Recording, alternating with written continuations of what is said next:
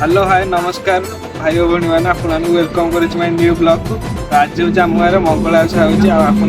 मंगला ओषार भाई बेस देखेमी केमी आम सब पूजा होगी। आम गाँव तो जानते 12 मासरे 13 पर्व होती तो सब पर्व आपको देखी आज देखिए आम मंगला ओषा पर्व हेतु तो आपको गौरा पाल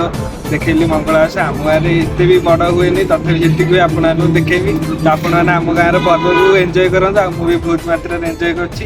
देख पाते आम कुटे अच्छे कुटे आम गाँव में जी पर्व तो सब गुरा भल लगे ना भल लगे आम गाँ पर्व ये संसार बुली आसो पर्व कौटी पाइबू ना सबुआडे पर्व ना सबुआडे तो होउची किंतु गाँ पर्व गाँ को किंतु भल लगे बड़ा आशा कतरू तारिणी पूजा हेंगुला पूजा कतरू ऑल आम गाँव सब फेमस।